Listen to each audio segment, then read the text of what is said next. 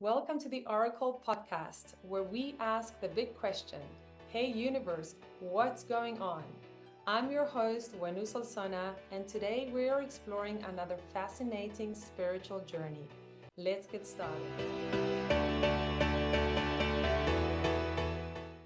Hello, friends. Welcome to the Orykl Podcast. Hey, universe, what's going on?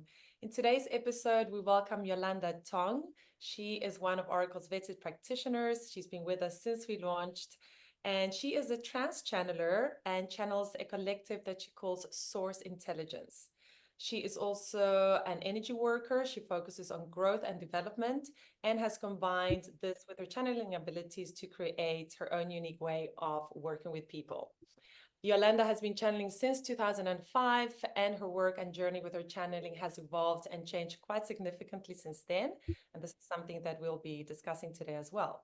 So, Yolanda, thank you so much for joining us, and thank you for being here. Thank you for having me. And it's nice to do this. This is this podcast that you've been planning for some time. You were talking about it a year ago. You're like, I want to have a podcast. And here we are, I know, 1 year and here later. we are.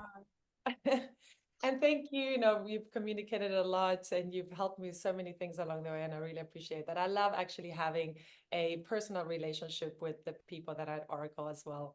It And helps. It's yeah. nice, isn't it? Because you get to know them and you get to know each other a little better and you can better support each other also, Yeah. you know? I love that. I'm huge on working as a team, and I love that everybody contributes what they're good at to Yep. Orykl. So yeah, thank you. So Yolanda, this is about you, your story, your spiritual story. So I'd like to maybe start from when you were a child. Yep. Did you see or feel things that others didn't? So do you maybe recall a particular experience that stands out for you that was a little bit different? Okay. So I had a really somewhat average, normal childhood in that I didn't actually have any of these experiences. I had a few in the sense that my mother was having a few, and through her, I was sort of having some experiences, but we didn't have words for it or names for it. And also, I grew up, my father was very, very religious. He was Pentecostal, and he insisted that I grow up with a very Pentecostal upbringing. So I grew up hearing all about, the church and the Bible and, the devil and God, Jesus, all of that stuff. And so, all of the psychic stuff was like the devil stuff. You stay away from it. You don't go there. That's bad. That's dark stuff. So I didn't know anything about it. I was just told to avoid it, stay away from it, that it was, essentially bad. And so it was never talked about. It was never discussed. And it wasn't really until I was about 21, 22. A friend of mine was having a 21st birthday, and this was when I was in university. And as part of the birthday, she invited a psychic to come and give Oh, everyone at the birthday party readings. And I was like, okay. psychic? Oh, that's kind of scary. Like, oh, I don't know about that. So I was quite nervous and scared. But then at the same time, I was also curious. Like, I was blocked from this stuff growing up, and I'm curious. This friend seems really open. So I sat down in front of this psychic medium who knew things about me no one else could have known, and was able to share things with me that it was like, oh my goodness. But the most important thing that came out of that is she said to me, you have my gift. You have the ability to do this. You can do what I do. And one day you're going to be sitting in my chair telling Wow. people that they have a gift and they are going to, that they can do it and they can share and they can tune in and connect. Wow. And up to that point, I had been searching for what I'm good at. I had this feeling my whole life. I know I'm really good at something. I just have to find it. And so I try this and I try that and experiment with this. And it was like, when am I going to find my thing? I'm not interested in anything. It's the thing with high school. You're kind of limited in what you're exposed to. And it was just like, none of it was right. But when she said that you're intuitive and you can do what I do, something clicked. I That's it. This is the thing.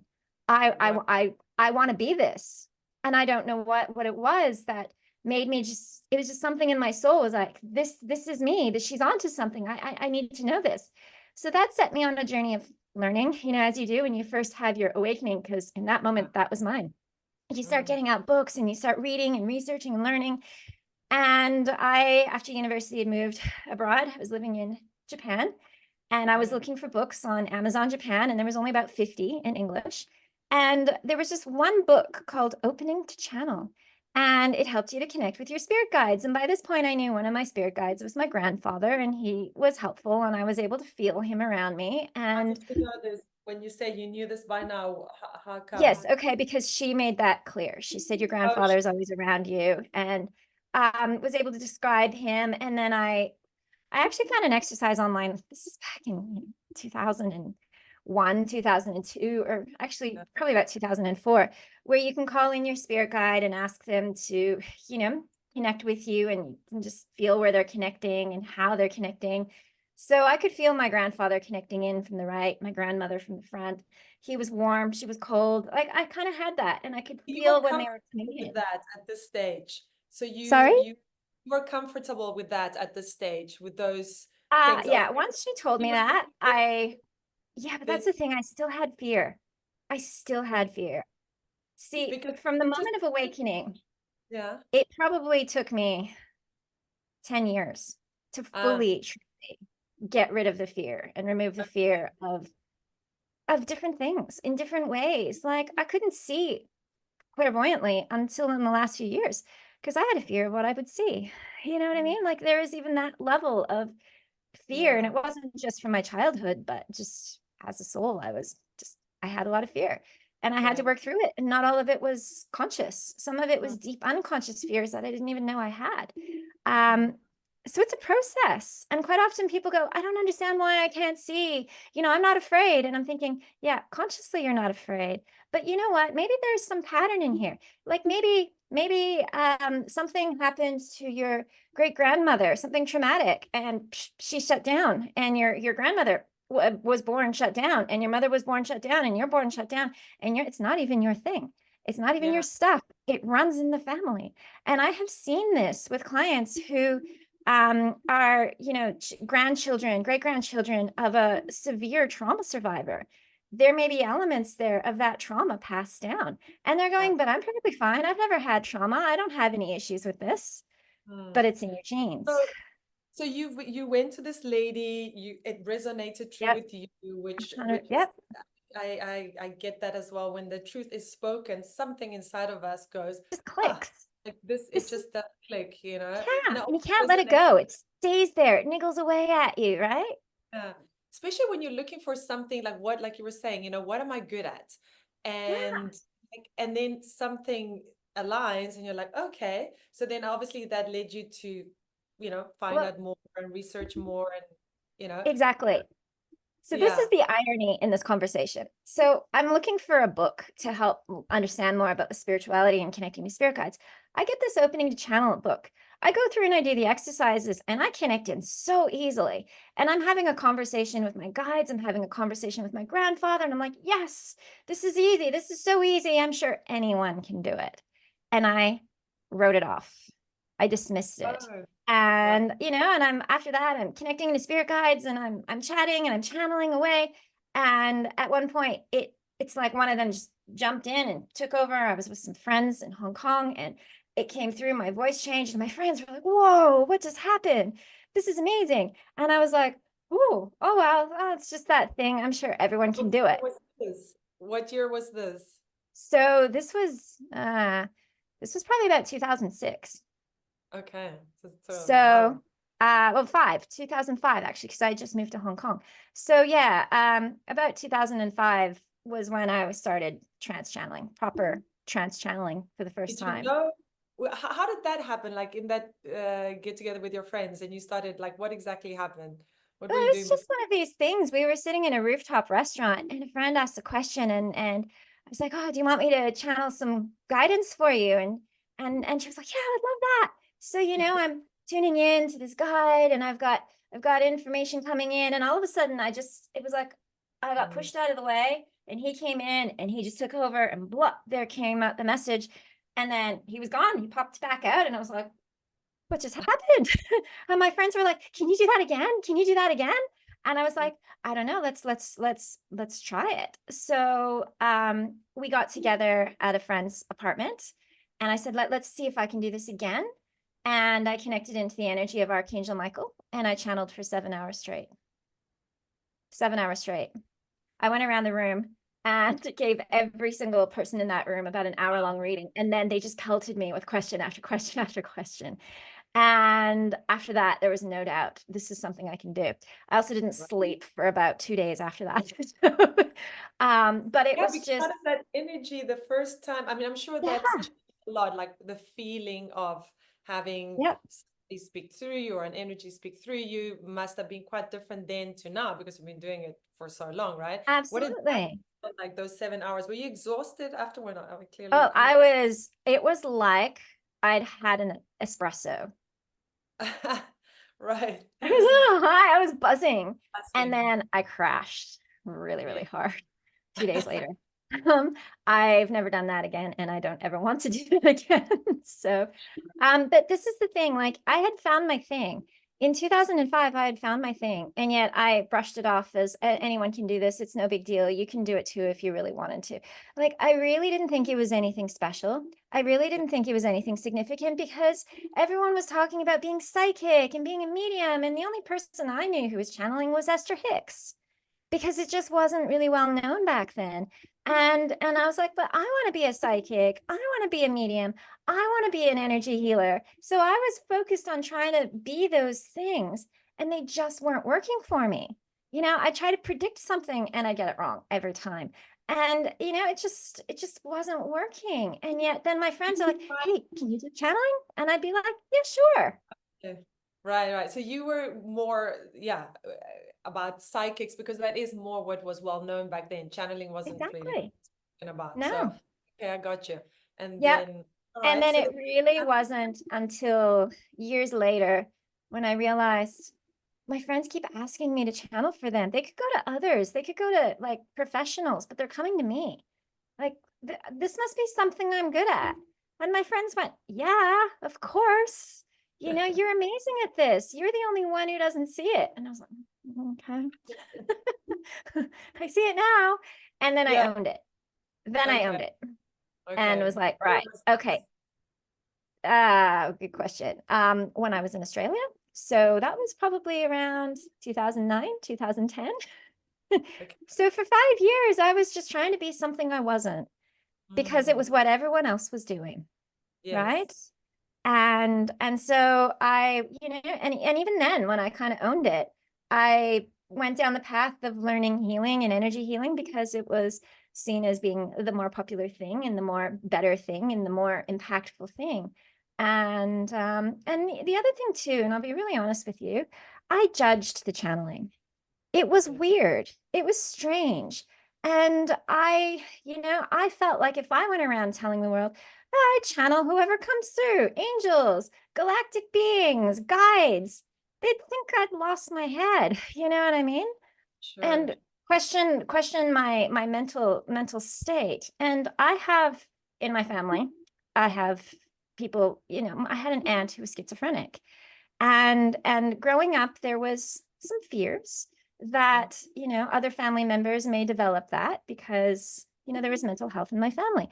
And so I was so afraid if I came out and went, "Hey, I channel aliens," they're going to be like, "Are you turning into your aunt? Should we take you into a psychologist to get your head checked?"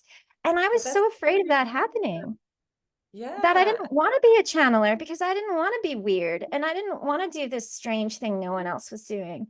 I wanted to Yeah. fit in. You know what I mean? Isn't it cool that today we're in 2024, things have changed quite a lot. A And lot. thinking Yes. about channeling, some people might still be super weird, but for the Yep, most part, it's an accepted term. People, at least in the it spiritual is. community, will go, "Okay, cool, you're a channeler." I've even noticed since I started listening to channeling stuff, like also like 15, maybe 10 years ago when I started listening to channeling to today, I mean, you see it on Gaia, it's just It's everywhere. everywhere. And so it's It's it's cool. become a I popular term. 20 years think ago, 15 years ago, the word channeling, people mm, were like, "I'm being intuitive, I'm being psychic." No one was like, "Oh, I'm just going to channel a message." Like, people well, didn't it is talk like that. actually unbelievable. When I first started hearing about it, I mean, it was Bashar first, I think, and then Esther Hick.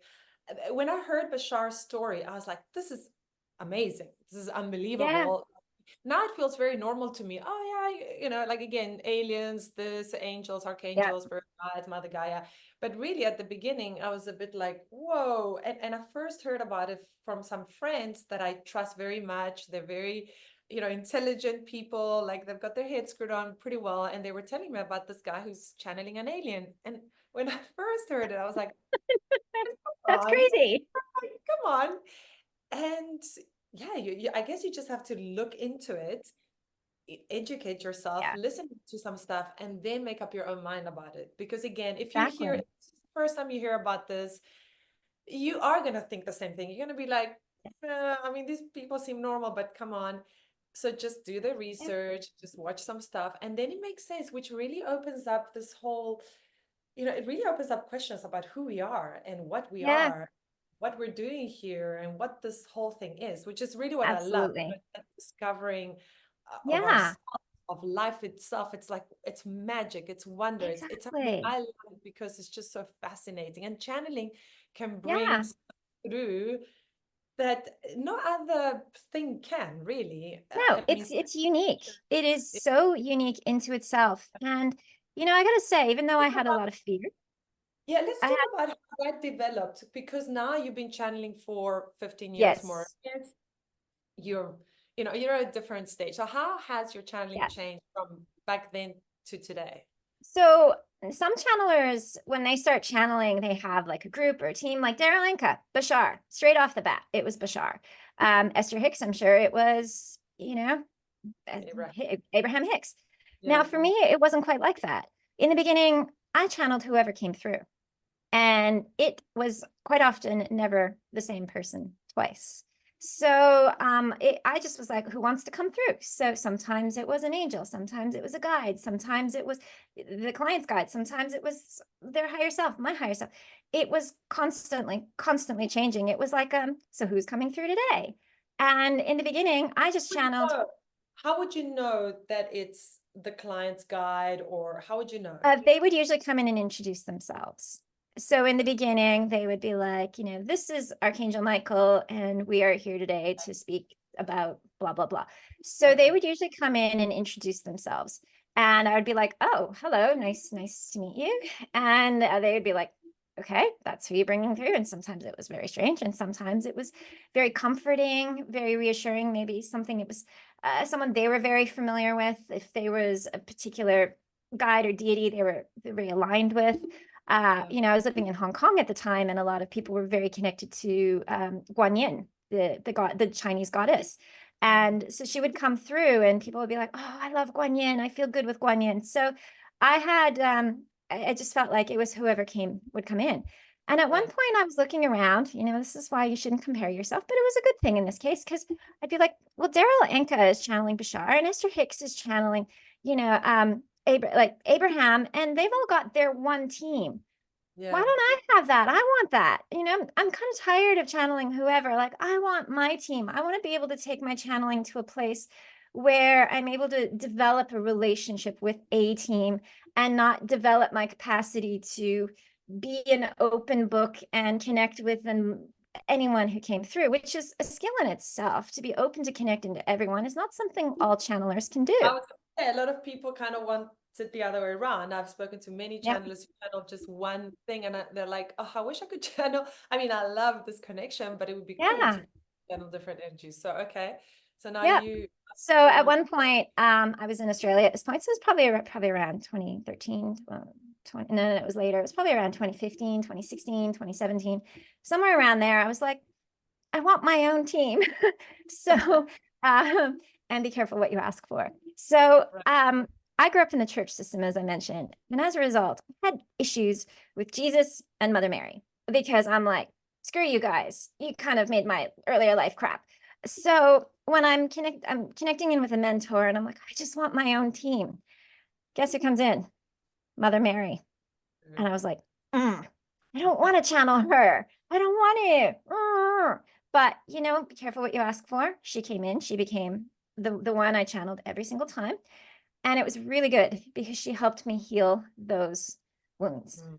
She really helped me come to a place of peace with my upbringing, peace with the Christian religion. And not only that, she's seen as a goddess of mothers, and I had just given birth to my son, and I was really, really struggling as a young mother.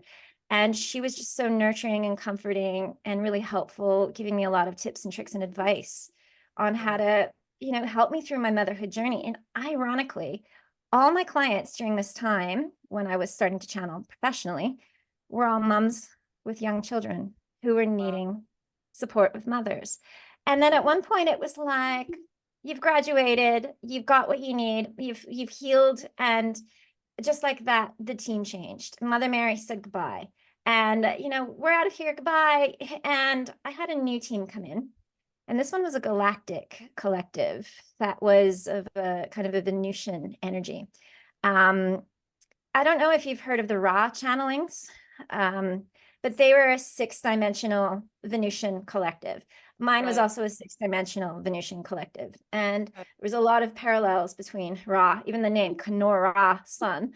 Right. And I channeled them for a while, and I really loved them. They were, a galactic group. The energy, I was growing really fast at this point. My channeling was improving. I was getting a lot more specific detail. I was going deeper into the energy work. It was the energy work actually came in. It was almost like my channeling and the energy work clicked together, combined, and formed its own thing with Kenora Sun. And it's like I developed my own modality, my own unique way of working that is very specific to me, my style, my way, that came in with that galactic team. And I So have yeah, heard from many people that they end up, with their own unique style. And I love yeah, that because we're all unique same. beings, and it's beautiful to bring your uniqueness into the Yep. world and not be like anybody else. It's just you, and only you can do it. Yeah. So, what is unique about yours, or any little thing that you So, want to share? well, I mean, um, well, they got the process started, and really, so I guess I had, well, just back up a little bit. So I had an experience in 2013. My son was born, and my son and I, both had a very traumatic birth. And it was really close at one point, and we had to get a lot of doctors in to make sure that we both lived. It was one of those situations. It was the closest I've come to death. And after that birth, I was obviously in shock and was a new mom. But interestingly enough, I could not channel after that experience. It was like I was taken offline. I couldn't connect no matter how I tried. And I was, tired and exhausted, but grieving the loss of my channeling. I thought I'd lost it forever. I thought it was gone. My intuition was gone. My channeling was gone. And then about a year later, so just as my son was turning 1, it just suddenly kicked in and it turned on. And I got this intuitive sense to sit down and write a story. And I wrote a story, and it was a story for a friend's baby. And in it was information about their gifts, purpose, and path. And I was like, oh, yeah, no, it's just a coincidence. And then I got the intuition, do it again, different child. Very different story came through. And again, gifts, purpose, path. And then I was like, oh, I think I can channel again. Got my friends together. They're like, yay, you're back. So I'm channeling gifts, purpose, path, gifts, purpose, path. And ever since then, that is the only topic. Well, okay, that's not quite true, but that's been the theme or the niche or the focus of my channeling ever since. And so with the combination of the Oh, energy work coming in, it's all in support of you living your purpose, like owning your gifts, embodying your gifts, developing your gifts, getting aligned with your path, walking your path, moving forward on your path. So it's very much growth and development focused.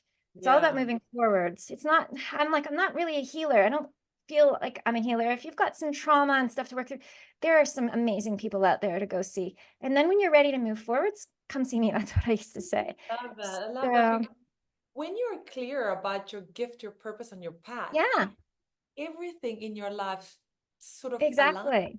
Really Yeah, does. When you're acting from that place of like just inner guidance and inner yeah. strength. And so it's a beautiful thing to be able to help people with. It's Absolutely. But for me, even though, I mean, I sort of said this earlier, through the channeling and my channeling of this gift's purpose path, I really, by channeling again and again, started to see what am I good at? How am I good at this? Like, trying to do this, that's not what I'm good at. Doing this is what I'm good at. This is how I'm good at doing it. This is not how I'm good at doing it. So it helped me, the channeling itself, this gift's purpose path, really, question, well, it's like that for them. What's it like for me? And get really clear in myself. And, Yeah. one thing I love about channeling is even though we're often channeling for others, we just learn so much about ourselves through the process. Yeah. By receiving a channeling and also just channeling for others and channeling for ourselves, we get a different Channel for perspective. yourself? Can you channel for Yes. yourself? So if you've got an issue, a problem, a question, you just sit down literally and you kind of ask that question for yourself. Okay. It's not easy to channel for ourselves. I kind of had to develop some techniques to do it because I found it actually really quite difficult because I need a question to be able to channel. And so what I would do is I'd get a friend and I'd be like, I have these questions. Can you Huh? just sit back and ask? I'll go into channel and you ask. And then I would And just you listen to say like, myself. so for example, you would say, can you help Yolanda? Yolanda's going through this. She would like to know this and that because you Correct. can't be there. So you can't like ask the question consciously as Yeah. Yolanda and then sit back Yeah. and receive it. You need to step out of the Yes. way I've and think, always needed an uh, audience because okay, that's this is the interesting. thing. A conscious channeler might be able to connect in and get this information, but I'm a You trance channeler and which a maybe trance just very channeler, I have to go in quite deep and I can't yeah. ask myself questions when I'm in a deep trance. Yeah. And so just So I'm sure everybody knows what it, well, maybe not, but a trance channeler is somebody that allows the energy to speak through them. So they yes. usually come in the first person, they'll say, we are here, and just the energy is speaking directly, and you, Yeah. Yolanda, is on the side. Kind of on the And side or in the background and yeah, just do you some listening, people going, remember, wow. some people don't. Do you remember what was said? Not so much, or not at all? I'm not leaving the building. I'm listening. I'm hearing what's going on in real time. But Mhm. I usually forget after about 10 minutes after Okay, it like a dream. usually leaves my head. Okay. And quite often, unless there is something really, really stand out about somebody, I usually don't remember anything. But I've noticed that somebody will come and sit down and I'll channel for them. And then after 10 minutes, I've forgotten everything. And they'll come back again a year later. And I'm like, I don't remember anything I said. And then I go into channel. I'm like, oh, I remember what I said. Last time I said this, last time I said that.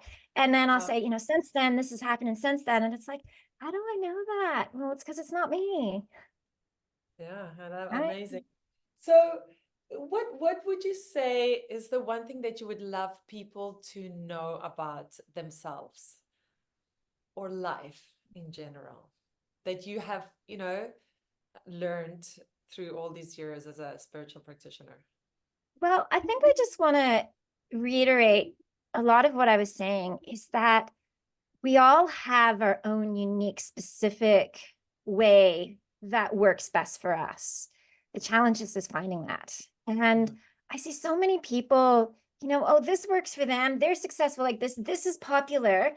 And they're so often trying to be like that or be like that because if it works for them, why can't it work for me? And then they fall flat on their face and they wonder why. And so, my advice to you is, or just my thing I've just known, I've discovered through working with many people is everyone is so unique that what works best for them is not going to work best for you. You've got to find your way. And when you find your way, things will click, things will flow, things will go better for you. The challenge is finding your way because so often we compare ourselves or we look outside of ourselves for the answers or for what works, and we're afraid to follow what we do because our own way, our own guidance, because maybe it's a little different, maybe it's a bit unique, maybe we might get judged for it, maybe people will question us and go, what are you doing, that's going to fail. And so we doubt ourselves. And one thing I do a lot of is try to help people see who you are and what makes you unique, and own that, like own that, so that you can sit in that and move forwards in that confidently. And if somebody does judge you and go, why are you doing that? That's a dumb idea. To go, tune it out and go, I'm moving forwards anyway, because so many people, they kind of find their thing and someone goes, why would you do that? And then they stop, Yeah. you know? And then they wonder why it's not working. And it's like, you got to find your own thing. And then you gotta find the courage, because Yeah, it's not always easy. You got to find the courage to trust it. definitely. And it's not easy. It's It took not. me And years. when you So, do it, you will see that really, truly the universe aligning in your favor. So yes, it's hard. That first step is hard. It's scary, everything you've just said. But once you're on the path, you will start yes, things change. You will act from a different space, yeah, things aligning, you will feel good. Other things in your yeah, life will start sorting themselves out. exactly. I mean, you're still going to freak out going, how am I going to get Of money course, paid for this? How's it going to of work? And course. then it just does Yeah, yeah. in ways that are usually not what you expect. And things come out of left field. But again, having the courage to trust is Yeah. not easy, because society in many ways sets us up to fail because We we're are so very focused. indoctrinated, for sure. We have been very indoctrinated, but I Yeah. love that. It's a beautiful message. That is what you specialize in, let's say. Yep. I had a channeling session with you. It's amazing. So It was I can probably say, 2 years ago now when we wow, actually first a met. long time ago. It's time for another one. Uh, Yeah. I'm spoiled for channeling sessions. I love it. I love what I do. I love what I do. I have found my purpose. I've always said that. And I am, I really, this is also a thing that I would love to give to people. I would love to help people find their purpose. This is why I'm doing what I'm Mm, doing. This is why you do what you do. absolutely. Yeah, it's beautiful. Okay, Yolanda, we've come to the end. It's been super nice chatting with you. Thank you. Maybe we'll do it again. Thank you Yeah. for what you do. Well, thank you for having me, and it was good to chat. Yeah, it was. Okay, till the next time. Bye bye. Bye.